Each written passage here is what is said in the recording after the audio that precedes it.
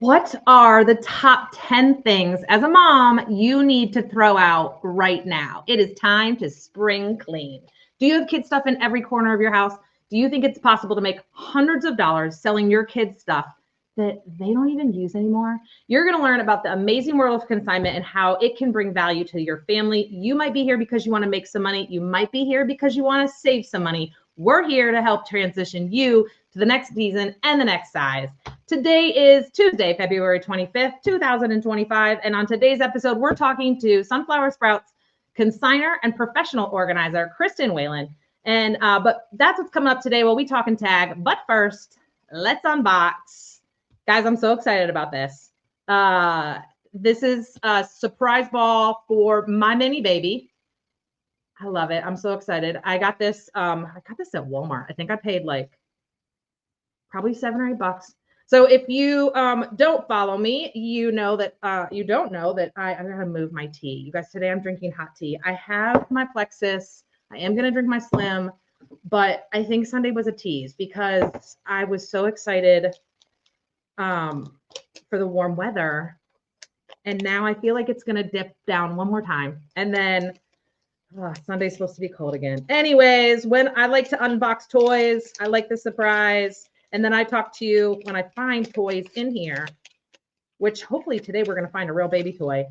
Lots of trash. As always, you guys know I don't like how much trash these things make.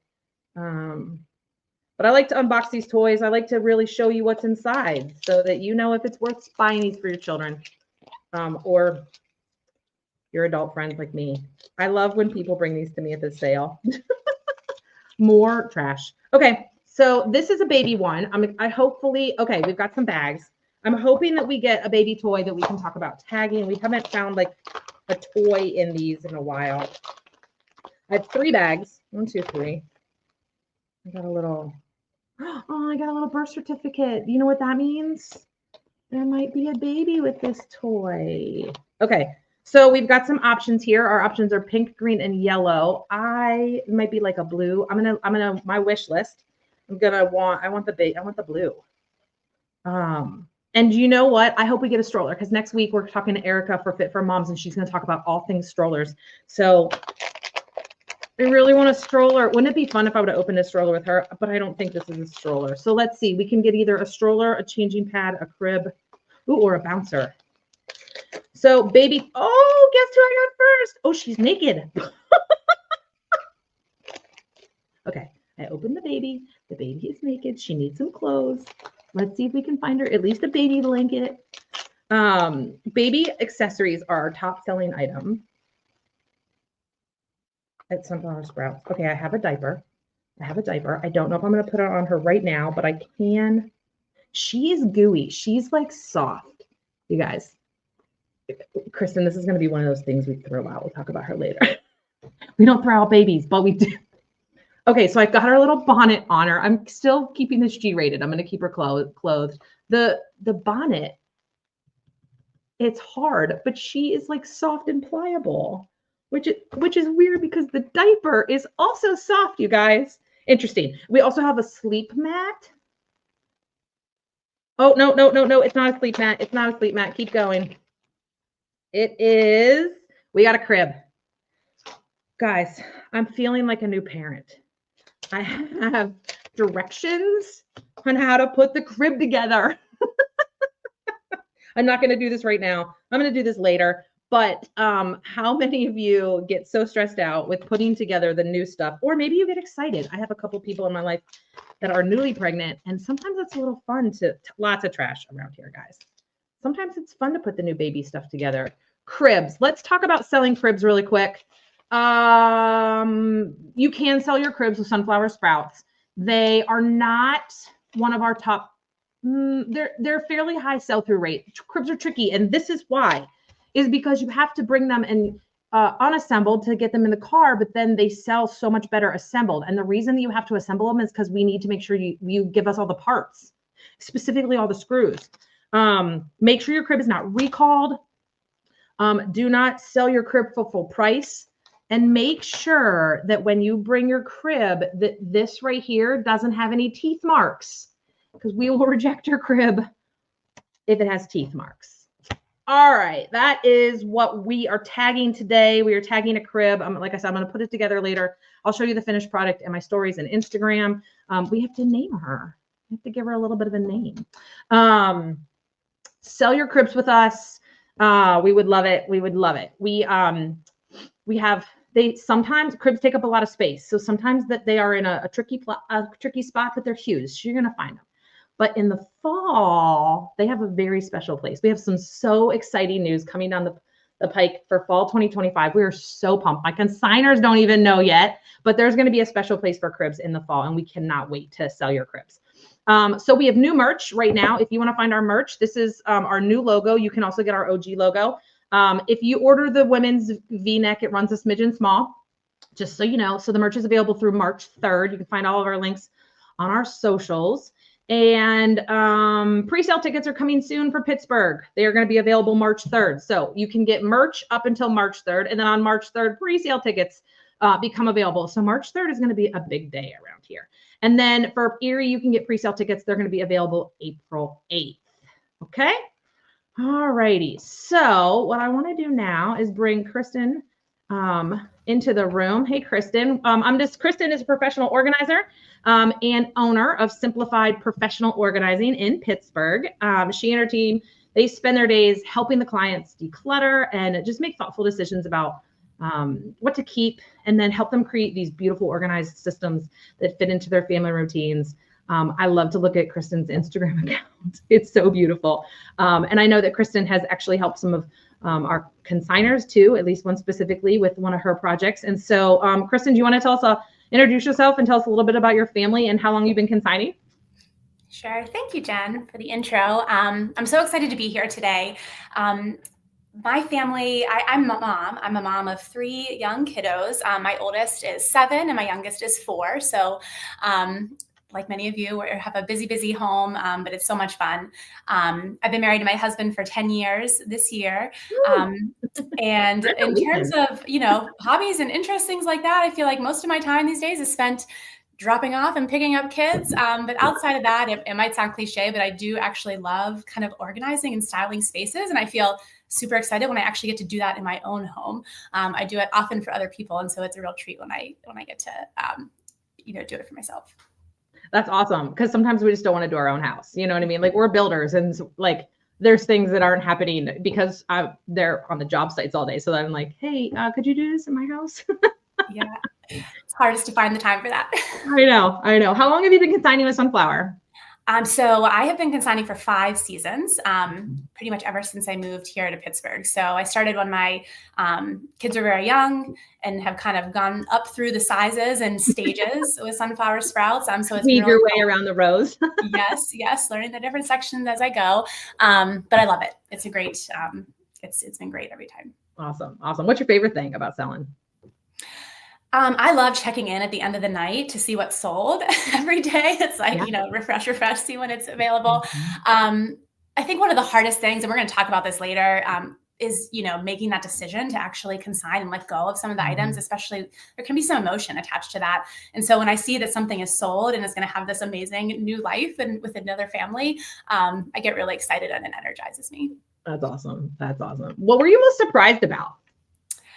I think the prep time, after a few sales, you really get it down to a science and you get efficient with it. But even so, it always takes a lot longer than you think.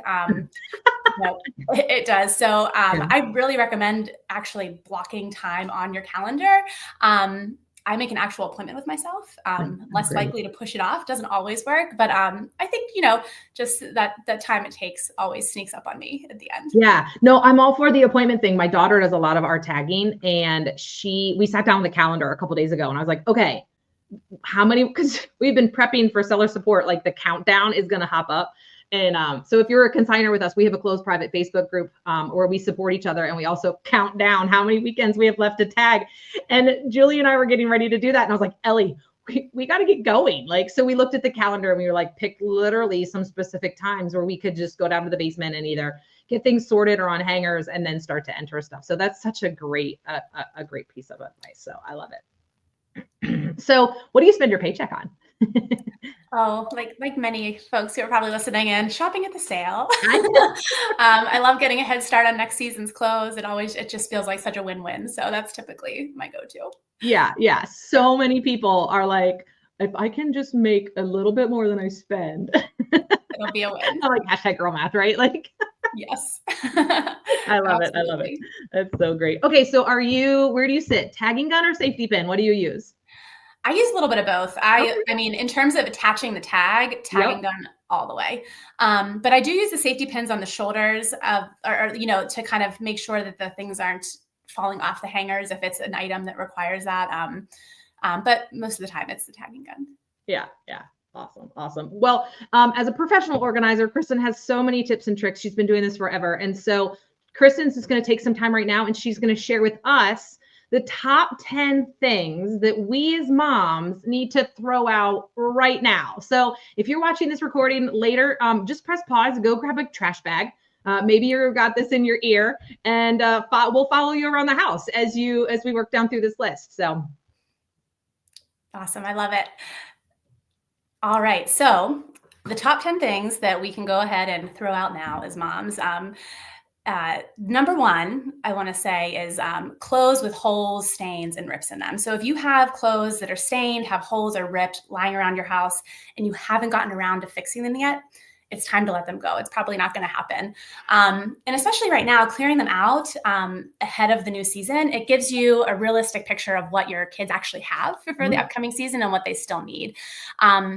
A lot of people feel really guilty about tossing the clothing in the trash. So I do want to mention that there are options for textile recycling. There are drop-off points throughout the Pittsburgh area.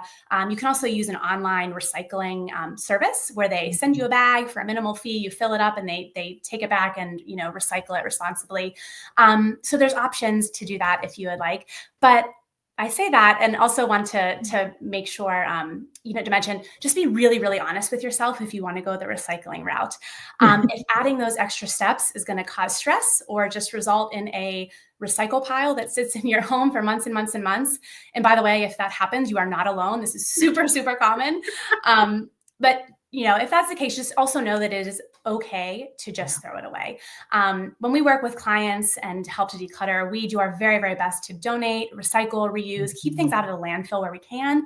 But sometimes the trash can is really the right answer. So yeah, I really encourage you. So we work with Red Door. We just announced our nonprofit. They do collect clothes, but the clients have dignity. And so they don't want something with a tear in it or a huge baby puke stain either. And so I do recommend, I'm with Kristen on this one, throw things out and don't donate the trash to the nonprofit. So sometimes people think, oh, well, has stains, rips, and tears, I'm just going to donate it to St. Vincent de Paul and then I'll let them take care of it.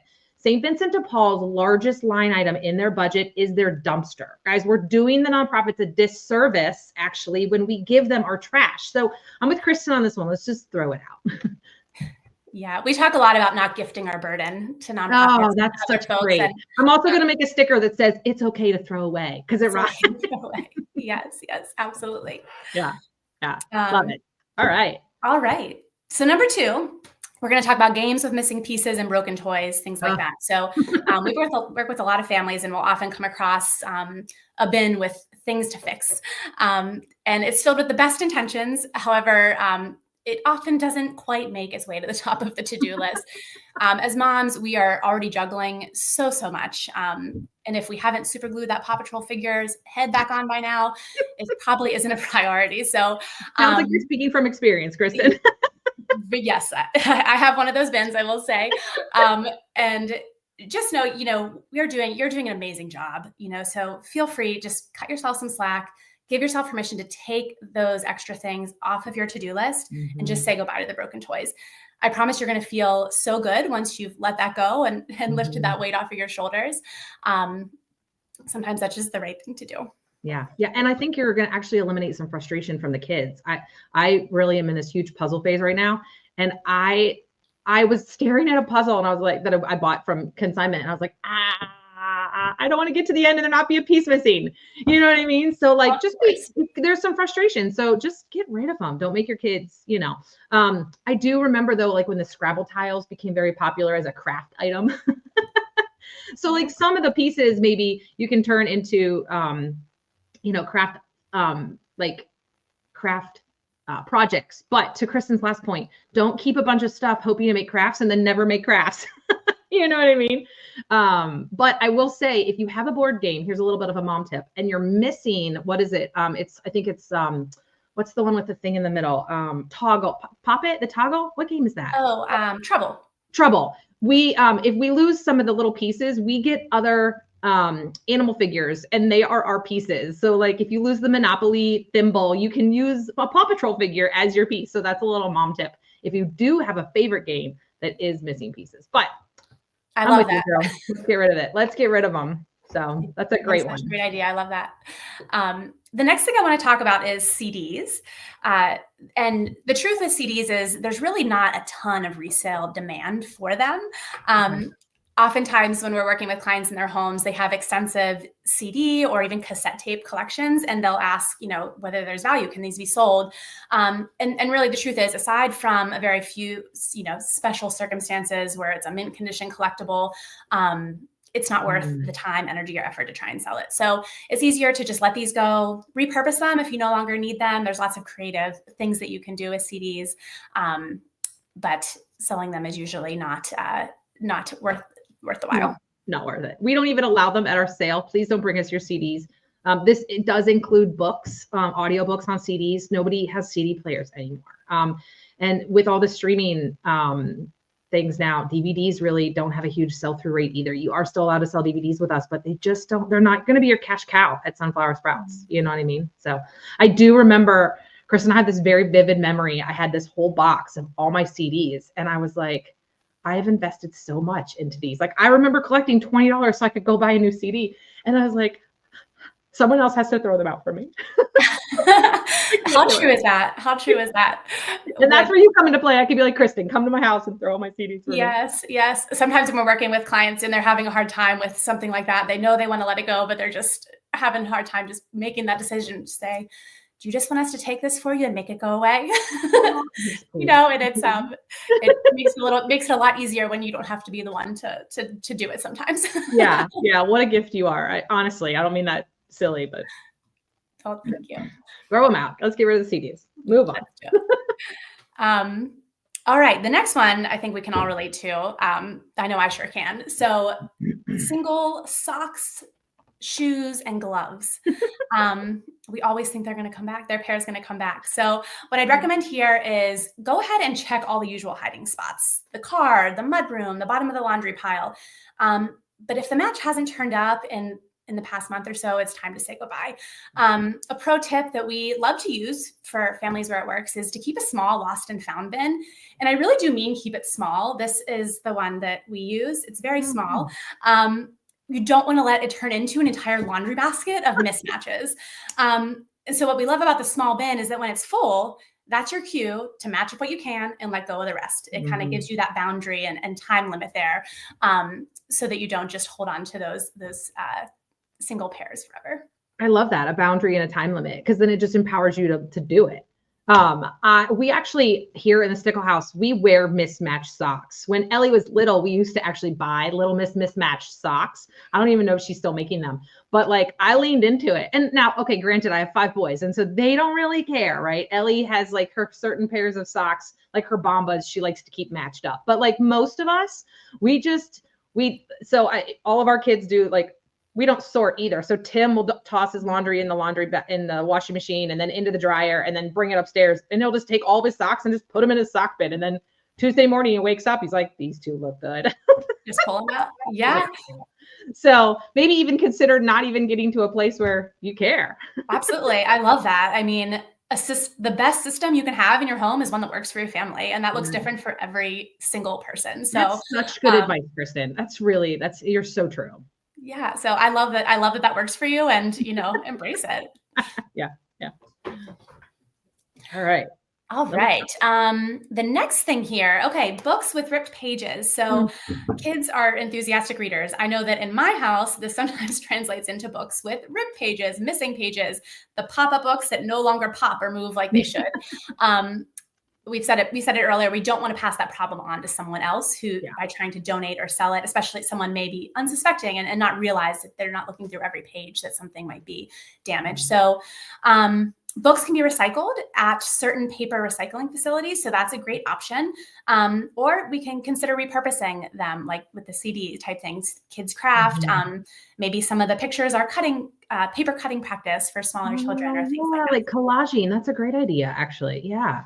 Yeah, there's lots of ways you can still use them or recycle them if they're damaged. Yeah. So we have a great book team at Sunflower Sprouts. If we do find ripped pages specifically, we do specifically look at all of our pop-up books and the ones with the little flaps.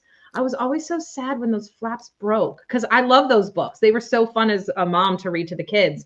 But we have a great book team that goes through and does a bunch of rejections to make sure that ours, some will slip through, but this is so true. I will love what you said. Don't pass your problem on. What did you say? Don't pass your problem on to somebody else. Don't pass your problem on to someone else. Yeah. Because you don't want to get a book with ripped pages. And then imagine like a chapter book and like the last page is ripped out. That'd be torture for me. I never know the ending. Oh my gosh. The worst. Awesome. Yeah. That's a hard one though. Throwing out books is hard. So I like the recycling. That's so important. It's painful. Yes, it is really hard. A lot of people struggle with books. They have a lot of attachment to them, and it is so. The recycling is a great option. Know that it's not going into a landfill if it can't be used anymore. So speaking of paper. Yes. Next thing, school papers. So I think as moms, we feel a lot of guilt around this one. So first, I just want to say, please know that you are an amazing, supportive, and proud parent, even if you do not keep every math assignment or letter page that your kid brings home from school. I usually recommend a pretty simple system that can be customized based on your needs. It's going to, what works for me may not work for you, but kind of looks something like this. Every kid gets a bin. At the end of each day, they take the schoolwork out, put it in their bin. And when that bin fills up, so give your things a boundary and a time limit, then you sort through it. You keep the most meaningful stuff, the stuff that really makes your heart swell, that they were extra proud of, or the things or projects that really kind of show their progression and growth over time. Curate those pieces and store them in a special place. So we usually use keepsake bins. We create kind of customized keepsake bins with hanging dividers by year for our clients. And we also sell them on our website. You can totally make these on your own too. So it's a great way to keep the paperwork in check and organized. So that it doesn't, because that's something that can get out of control really, really easily with the amount of papers that come into your home.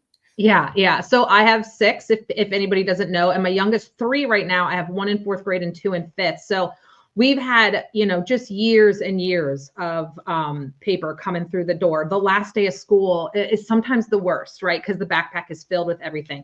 I used to have a bin, like a basket on my desk, and like anything that mom needed to see after school or when you were that take home side of the folder needed emptied out, it would go in my basket. And then we would sit and go through it. Right.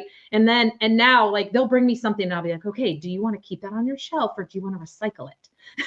And I let the kids make the decision, but we actually make the decision that day that it comes home. And then they're like, oh, I just want to recycle these. And they run them down the recycling bin. But then they can also keep things on their shelves in their bedrooms. And that's a limited space for them. And so they have to make some tough decisions, which is great. Right.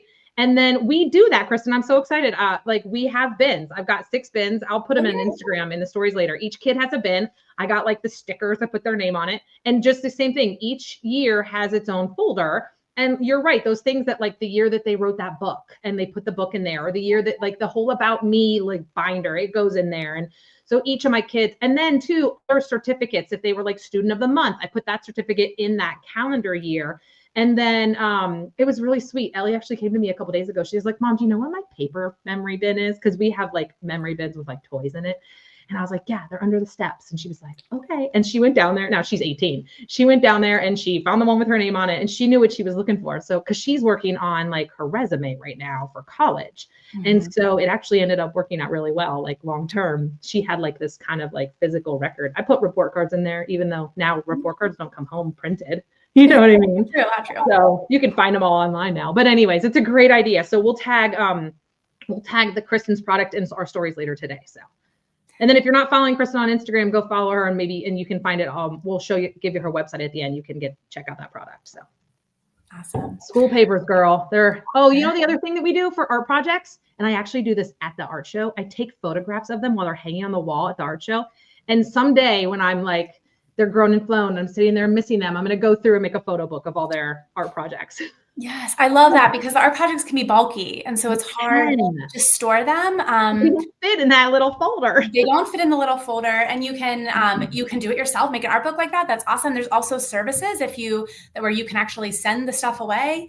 They digitize, make a book for you and send it back. So that's amazing. There are great options to, digitize and simplify those beautiful artwork pieces down into kind of a coffee table book or something that you can. So cool. That's so cool. Absolutely. I also like to gift it to grandma because she loves it. Yes. Like you can gift grandma art and she's like, oh my gosh, it's great. So that's another fun thing to do with it. Anyways, okay, let's keep moving on. Awesome. The next one I want to talk about is dried out markers, crayons, things like that. So it's super frustrating when you go to use a marker, color comes out, it doesn't work. So, and when all those, unusable markers, crayons are mixed in with the art supplies, it's frustrating for the kids too. When it's hard for them to find the good ones, most of the time it's going to lead to them dumping everything out on the, and making a big mess to find what they need. So, at least for my kids at their age. So in this case, definitely less is more. Have a set of supplies that work and are in good condition, and kids can be creative without getting frustrated by kind of all of the things that have run out. I love this one. And I actually tell my kids to do it. I give them the bin of markers and I was like, okay, guys, we have to clean out the ones that are dried. And so I tell them, I was like, just throw the ones out that you don't want to color with anymore. So they get it. They're like, okay, we need to get rid of these. There was a time, so I have a BFA. So there was one time where I took the book broken crayons and I took off the paper and we melted them in the oven and we made new crayons. And even as a mom with a BFA, I only did it one time. So if you're not that mom who wants to melt crayons to make new crayons and shapes of hearts for Valentine's Day, it's okay. You're allowed to throw the broken crayons out, right, Kristen? Absolutely. Absolutely. But what a fun project if you are that mom and think it would be cool, or try it once and see how it goes, That's right. Right. You earned that Girl Scout badge. Now you can move on. Absolutely. Yes. Fantastic. This is my favorite one, Kristen. Yeah, this hits home pretty hard right now at my kids' ages. This next one is Happy Meal toys and party bag trinkets, like the little things that the kids bring home. So if your kid is getting goodie bags left and right, then you know how fast the little slinkies, the plastic yo-yos multiply and just take over. So I recommend, unless it's a super special toy to your child and they actually really play with it, it's clutter. Yeah. You can sell these at Sunflower Sprouts in the grab and go, which Jen, you can talk about more. I've done that before, but otherwise they should go. I usually recommend pitching them after about a week. By that time, the novelty has worn off entirely for the most part, and they're not missed. And there's new toys at McDonald's. There's new toys, so that's going to look different for every family, and based on how your kids interact with the toys, of course. But that's what works for us, and generally they don't need to stick around for all that long. Yeah, I do. We do. You can sell what's called a grab and go bag, and it's all these kind of little toys that may have lost their game or their big, race car track, or they might be a Happy Meal toy. But I will say these aren't going to be your cash cow. You're not going to make bank on these. You're going to make bank on your baby bouncer and your rain boots and even your books. So save the Happy Meal toys to make sure you have enough tags. Like that should be like your 348th tag should be your grab and go bags, because sometimes they just they sell, but they're not going to be your biggest cash cow. So, and again, the last thing, it's easy at the sale because it's something mom can say yes to at the sale, which is one of the reasons we do it. But honestly, none of us want more of that in our house, because we're probably going to buy the grab and go bag just to either throw it out or sell it. So, and if any of my kids are invited to one of your child's birthdays, I give you permission to not give me a party bag. You don't have to worry about it. Yes, right. It becomes something that just feels like it has to be a part of that experience. But I think it's, great to think about alternatives or just not do it at all. Those are options too. Yeah. All right, number 9 here is Another mismatched good one. sippy cups and water bottles. So oftentimes there's a drawer. It is full of cups with no lids, lids with no cups. So if it leaks, if it's missing parts, or it's just not working how it used to, feel free to let it go. Yeah. If you clear out all those extras and the things you're kind of digging around to get to what you really want anyways, it's so much easier to see what you have. And when you're running out the door, you can quickly grab that sippy cup or water bottle and not have to do so much last minute scrambling. I find that it works really well in our home. Yeah, I was telling Kristen, I am so far beyond sippy cups that I had forgotten about the sippy cup cabinet, you know what I mean? And we had some universal ones where the bottoms all match the tops, but still, it's really tough. And the sippy cup market right now is so overwhelming because does it leak? What's its lid? How easy is it to clean, right? I just saw another one on Facebook. They handed a sippy cup to the kid and they we'll give you $50 if you can get it to leak. And the kid is shaking it like a maniac, right? But one of the other tips that we have, another pro tip here is I have a shoe closet organizer. I bought mine at the dollar store. You can get them, at any of your organizing stores. And we put it on the inside of our pantry door and we fill our water bottles in there. Now I will say there's still a little pocket down at the bottom that has random lids, right? But mismatched sippy cups, don't hesitate. Just throw them out. Just throw them out. And don't bring them to our sale if it doesn't have a lid, right? Yeah, no one's going to do anything with that. No one's going to do anything. I love your solution. That's so creative. The shoe organizer on the back of the door, and it's easy access. I'm sure, in a place that your family is always looking. It's really cool. Yeah. Awesome. Okay, so number 10, and I think this is the most important one of all for us to remember. So we need to get rid of right now our guilt over getting rid of things. And decluttering, it can bring up so many emotions, especially when it comes to our kids' things. I often hear you might be feeling guilty about letting go of a toy because I spent good money on it. Maybe the tags are still on it. Maybe it was your child's prized possession for a moment in time. Maybe it was a gift, right? So these emotions are they're natural, right? I get it. I totally get it as a mom, and I feel all of these things. But what I want you to remember and think about is that money is already spent, and the memories are going to stay with you, even if the stuff doesn't. And it's sometimes hard to get past that, but I think it's really important.